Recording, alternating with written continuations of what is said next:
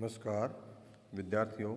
आज जो हमारा विषय है वह है समाजशास्त्रीय अध्ययन का वैज्ञानिक एवं मानविकी अभिमुखन।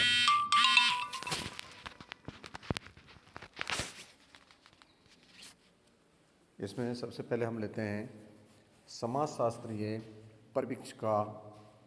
हमने पिछले उस अध्याय में अध्ययन किया था। अब हमारे सामने प्रश्न ये उठता है कि समाजशास्त्र कोई विद्यार्थी समाजशास्त्रीय अध्ययन किस प्रकार का शोध करता है या वैज्ञानिक के लिए ये आवश्यक है कि किसी घटना का या अध्ययन प्रारंभ करने से पहले उसके स्वयं का समाजशास्त्रीय या पूर्व परीक्षण या अभिमुखीकरण के हो। जब तक हम ऐसा नहीं होगा वह समाजशास्त्रीय अध्ययन हेतु समक्ष नहीं हो सकेगा। तो अभिमुखन का अर्थ है, अभिमुखन शब्द अंग्रेजी भाषा के ओरिएंटेशन शब्द का हिंदी अनुवाद है।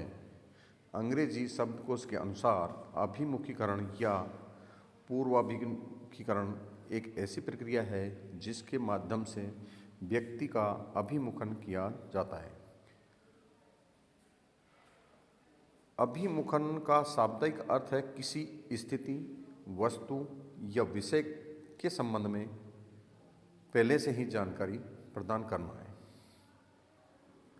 अभिमुखीकरण व्यक्ति के लिए एक मार्गदर्शक है जो उसे अध्ययन विषय का पहले ही परिचय करा देता है। समाजशास्त्रीय अभिमुखन,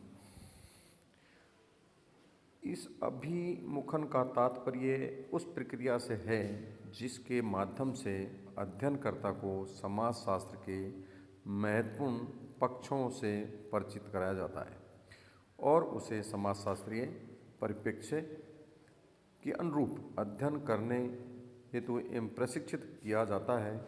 समाजशास्त्रीय अभिमुखन एक ऐसी प्रक्रिया है जिसके द्वारा व्यक्ति को उस प्रकार से प्रशिक्षित किया जाता है कि उसे समाजशास्त्रीय अध्ययन करने से पूर्व ही आवश्यक ज्ञान या जानकारी प्राप्त की जाए। इसमें यह समाजशास्त्रीय अध्ययन करने में पूर्ण समर्थ हो जाता है। अब हम लेते हैं आपको समाजशास्त्रीय अभिमुखन के प्रकार। समाजशास्त्री के द्वारा ये विचार एक दृष्टि डालें तो पता चलता है कि कुछ अपने अध्ययनों में वैज्ञानिक पद्धतियों का सावधानीपूर्वक प्रयोग किया और तथ्यों को ठीक उसी रूप में चित्रित किया जिस रूप में वे हैं, उसका ठीक से वर्गीकरण किया तथा निष्कर्ष प्रस्तुत किए। कुछ वैज्ञानिकों ने अपनी अंतर्दृष्टि पर निर्भर रहते हुए समाज के संदर्भ में बहुत कुछ लिख डाला। इस प्रकार के अध्ययन में वैज्ञानिक पद्धति का कहीं भी सहारा नहीं लिया गया है, आनुभविक प्रमाणों पर आधारित नहीं थे। इसलिए इसकी पद्धतियाँ सहानुभूतिपूर्ण समझ की होनी चाहिए या नियंत्रित प्रयोग की। क्या समाजशास्त्र की कोई सिद्धांत रचना करनी चाहिए या तथ्यों की खोज करनी चाहिए? क्या समाजशास्त्र राजनीतिक दृष्टि से संलग्न होना चाहिए या उसे मूल स्वतंत्र होना चाहिए? इन प्रश्नों के संबंध में समाजशास्त्री के जो कुछ निर्णय लेते हैं उसका समाजशास्त्रीय जांच के प्रकार पर गहरा प्रभाव पड़ता है। स्पष्ट है कि समाजशास्त्र के परिप्रेक्ष्य के संबंध में समाजशास्त्रियों में मत भिन्नता रही है। समाजशास्त्र में दो परिप्रेक्ष्यों की प्रधानता रही है। प्रथम वैज्ञानिक परिप्रेक्ष्य, दूसरा है मानववादी या मानविकी परिप्रेक्ष्य। तो समाजशास्त्र के जन्मदाता फ्रांस के अगस्त कॉम्ट ने समाजशास्त्रीय विश्लेषण में वैज्ञानिक परिप्रेक्ष्य का सहारा लिया। Spencer, Emile Durkheim, Max Weber, Pareto M Parsons आदि ने समाजशास्त्रियों ने भी वैज्ञानिक परिप्रेक्ष्य को ही अपनाया है। लेकिन इन विद्वानों ने अध्ययनों के माध्यम से समाजशास्त्रों में व्यवस्था के पोषण तथा सामाजिक व्यवस्था एवं सामाजिक संतुलन बनाए रखने की बात को प्रकट हुई। लेकिन औद्योगिक क्रांति एवं पूर्व जन जागरण के कारण नवीन परिस्थितियों के संदर्भ में मौजूदा समाजशास्त्रीय अध्ययनों के प्रति असंतोष उत्पन्न हुआ। कुछ विद्वान ये महसूस करने लगे कि वैज्ञानिक परिप्रेक्ष्य से प्रभावित समाजशास्त्र कई सामाजिक एवं मानवीय समस्याओं के हल प्रस्तुत करने में असमर्थ रहे हैं। विशेष समाज के उपेक्षित वर्गों की ओर ध्यान नहीं दिया। समाजशास्त्रियों ने ज्ञान का उपयोग इनकी समस्याओं के समाधान हेतु नहीं किया। परिणाम स्वरूप एक नए परिप्रेक्ष्य का जन्म हुआ जिसे मानवीय परिप्रेक्ष्य के नाम से भी जाना जाता है। आगे है वैज्ञानिक अभिमुखन।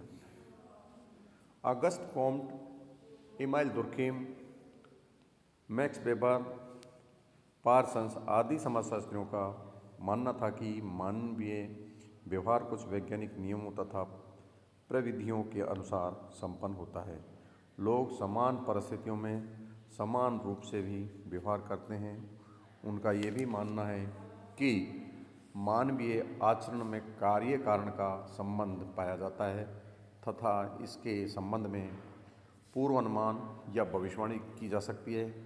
दुर्खेम द्वारा अपनाया गया अध्ययन का तरीका वैज्ञानिक था, जिसके प्रमुख कारण थे समस्या को परिभाषित करना, यह परिकल्पना करना या उपकल्पना बनाना ही समाज समस्या को कैसे हल किया जाए, इस उपकल्पना की जांच करना एवं परिणामों तथा निकाले गए निष्कर्षों का विश्लेषण करना। दुर्खेम ने अपने अध्ययन में कारण तथा कार्य पर विशेष जोर दिया, जो उसके द्वारा अपनाए गए वैज्ञानिक दृष्टिकोण का स्पष्ट प्रमाण है।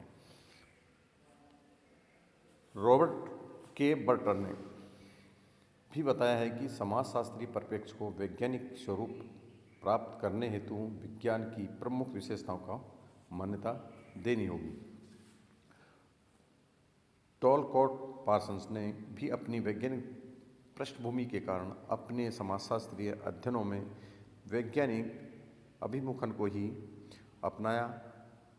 प्राकृतिक विज्ञानों एवं सामाजिक विज्ञानों में अंतर करते हुए बताया कि विषय वस्तु की दृष्टि से ये एक दूसरे से भिन्न है, परंतु सामाजिक विज्ञानों में प्राकृतिक विज्ञानों में प्रयुक्त सामान्य पद्धतियों को कार्य में लेने पर जोर दिया।